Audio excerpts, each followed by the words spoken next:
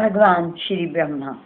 महाप्रलय के बाद भगवान नारायण दीर्घ काल तक योग निद्रा में निमग्न रहे।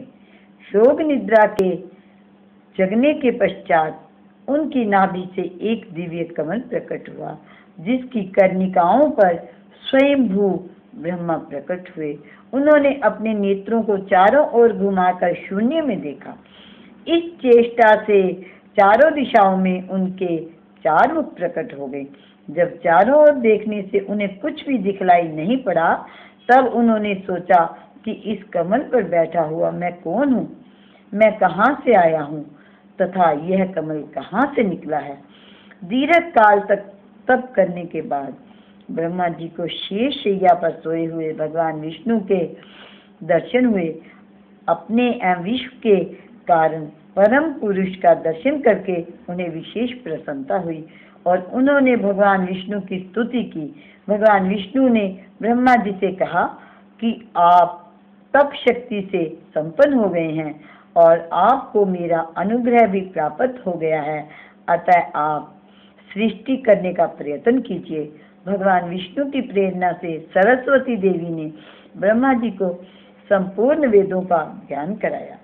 सभी पुराणों तथा स्मृतियों में सृष्टि प्रक्रिया में सर्वप्रथम ब्रह्मा जी के प्रकट होने का वर्णन मिलता है। वे मानसिक संकल्प से प्रजापतियों को उत्पन्न कर उनके द्वारा संपूर्ण प्रजा की सृष्टि करते हैं, इसलिए वे प्रजापतियों के भी पति कहे जाते हैं। मारीचि, अत्रि, अंगिरा, पुलह, कत्रु, भृगु, वशिष्ठ, दक्ष तथा कर्दम, ये 10 मुख्य प्रजातियां हैं। भागवत आदि पुराणों के अनुसार भगवान रुद्र भी ब्रह्मा जी के ललाट से उत्पन्न हुए। मानव सृष्टि के मूल महाराज मनु उनके दक्षिण भाग से उत्पन्न हुए और वाम भाग से शत्रुपा की उत्पत्ति हुई। स्वयंभू मनु और महारानी शत्रुपा से मैथुनी सृष्टि प्रारंभ हुई। सभी देवता ब्रह्मा जी के पौत्र माने गए, अतः वह पितामह के नाम से प्रसिद्ध हुए। यूं तो ब्रह्मा जी देवता, दानव तथा सभी जीवों के पितामह हैं, फिर भी वे विशेष रूप से धर्म के पक्षपाती हैं। इसलिए जब देव असुरों में संग्राम हुआ तो पराजित होकर देवता ब्रह्मा के पास जाते हैं। तब ब्रह्मा जी धर्म की स्थापना के लिए भगवान विष्णु को अवतार लेने के लिए प्रेरित करते हैं। अतः भगवान विष्णु के प्राय 24 अवतारों में से ही निमित्त बनते हैं।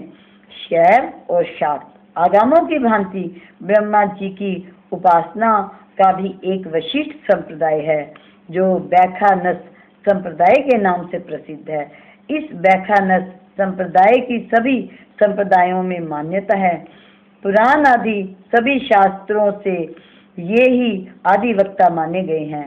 ब्रह्मा जी प्राय अमूर्त उपासना की होती है। सर्व तो भद्र, लिंगो तो भद्र आदि चक्रों में उनकी पूजा मुख्य रूप से होती है, किंतु मूर्त रूप में मंदिरों में इनकी पूजा पुष्कर क्षेत्र तथा ब्रह्मवर्त क्षेत्र में ही देखी जाती है। मध्यम संप्रदाय के आदि आचार्य भगवान ब्रह्मा ही माने जाते हैं, इसलिए उडुपी आदि मुख्य मध्य पीठों में इनकी पूजा आराधना की विशेष परंपरा है। देवताओं तथा असुरों की तपस्या में प्राय सबसे अधिक आराधना इन्हीं की होती है। विप्रचित, तारक, हिरण्यकुश, रावण, गजासुर तथा त्रिपुर आदि असुरों को इन्होंने ही वरदान देकर अवध्य कर डाला था। देवता, ऋषि, मुनि, गंधर्व, किन्नर तथा विद्याधरगण इनकी आराधना में निरंतर तत्पर रहते हैं। मत्स्य पुराण के अनुसार ब्रह्मा जी के 4 मुख हैं। वे अपने 4 हाथों में क्रमशः वर मुद्रा, अक्षसूत्र, वेद तथा कमंडल धारण किए हुए हैं। उनका वाहन हंस है।